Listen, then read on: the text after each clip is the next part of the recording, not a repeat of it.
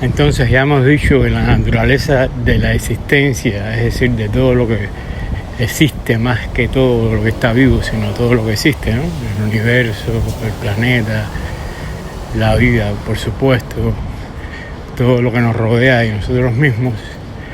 La naturaleza de eso, que es impermanente todo el tiempo, también es incognoscible, ¿no? Es decir, no tenemos evidencia suficiente ni capacidad para escrutar los secretos de la vida, de la existencia propiamente, ¿no? Y valga la redundancia. Este relato, este cuento que les voy a leer a continuación, llamado Hipótesis, titulado Hipótesis, está directamente relacionado con las dudas del protagonista acerca de su propia existencia y de todo lo que le rodea. Quería hacer este preámbulo, ¿no? Este paréntesis inicial para un poco de manera fluida compartir con ustedes estas ideas o más bien estas dudas sobre la existencia, ¿no? Sobre todo sobre la naturaleza de la realidad. ¿Qué es la realidad? ¿Qué es lo que ha atormentado a muchas mentes ilustres durante mucho tiempo a lo largo de la supuesta historia de la humanidad, de la supuesta humanidad? Y en este plano, a mi modo de ver secundario, o a mi modo de ver una forma de apéndice del plano fundamental de la realidad, en este plano se han interpretado de muchas maneras la existencia, se ha interpretado de muchas formas, hasta desembocar quizás en la que para mí es una de las más, digamos, agudas y sugerentes de todas, ¿no? Que es el cuento de Borges, Las ruinas circulares, o el final más bien, ¿no? Donde él de pronto, con un golpe de ese genio que lo caracteriza, nos induce a pensar que no somos más que una proyección de otra cosa, que somos un sueño, que somos un plano ulterior, ¿no?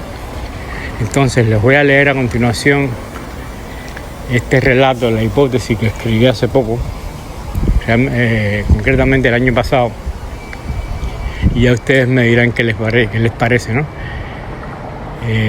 El relato abre de nuevo una serie de interrogantes acerca de la naturaleza de la realidad, no ya para revelarla,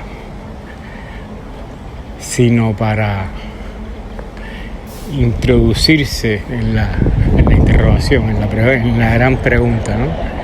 El relato se introduce en la gran pregunta y abre una serie de índices, abre una serie de variables que podrían ser acertadas o no, podrían aproximarse a la verdadera realidad o no, pero que inducen a pensar, y eso siempre es bueno, creo yo, ¿no? Así que ojalá les guste y de antemano mil gracias por acompañarme brevemente en este canal.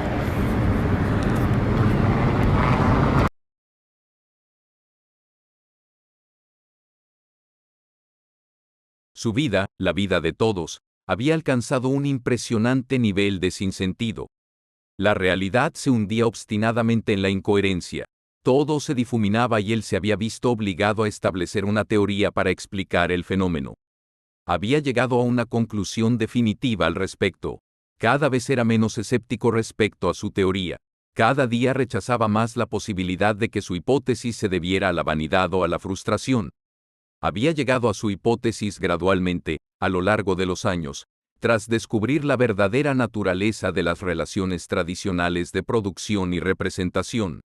Primero la hipótesis le había sorprendido en forma de sospecha, de perturbación ocasional.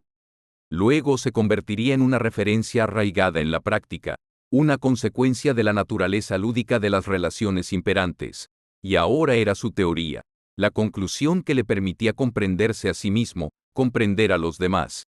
En pocas palabras, la sociedad era una especie de juego de mesa o casa de espejos atravesada por el miedo, en ruinas ante la ilusión. La gente no existe, había razonado primero con despreocupación, más tarde abrumado por el descubrimiento. En relación conmigo, las personas son como el parchís respecto al jugador, escenario, paisaje, circunstancia pasajera. En algunos casos, incluso una circunstancia desechable, subordinada a la trama establecida por el jugador. En realidad, las personas carecían de autonomía, simplemente ocupaban un espacio funcional, como un alfil o una torre cuyo alcance calculaba un jugador de ajedrez. Aceptaba que las personas eran necesarias, sí, pero solo en función de la evolución del juego, de la lúdica de la realidad. Todo estaba subordinado a lo lúdico. Esto explicaba la ridícula lucha imperante, la promiscuidad, la guerra. Solo desde lo lúdico podía entenderse la omnipresencia de la locura, o tolerarse la insistencia de lo absurdo, como una piedra sin fin sobre la que la gente se desgastaba. Sin embargo, era necesario determinar, en primer lugar, si aquello que era la gente lo era también él mismo. Es decir, si él no existía con respecto a la gente, a los demás jugadores. Si era la proyección de sí mismo en el juego. El jugador apéndice como alter ego del primer jugador situado en el ámbito fundamental de la realidad, tan lejos y tan cerca. O, por el contrario, si no era más que una ficha, un implemento manejado por alguien o algo más.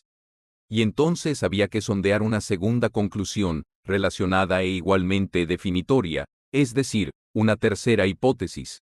Si él no era lo que la gente era, si era un jugador y no un juego. ¿Qué grado de autonomía tenía sobre lo que le proyectaba? ¿Era capaz de crear algo?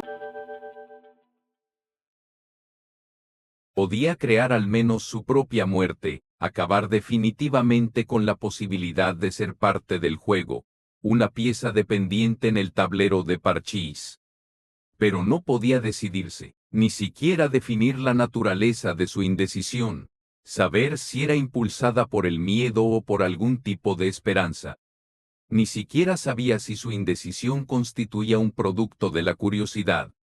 Empezaba a sospechar que su reticencia a morir se debía a una estrategia superior. A ratos algo le inducía a pensar que su instinto de supervivencia estaba fríamente calculado. O no, o quizá solo relativamente, porque en algún escenario base, el destino podría estar gobernando algún juego posterior.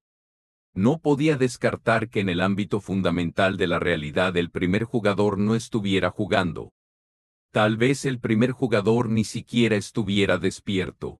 Y por otra parte, existía otra posibilidad. Podía imaginar incluso que su hipótesis, y solo su hipótesis, jugaba consigo misma ensimismada, intentando reafirmarse en el sueño.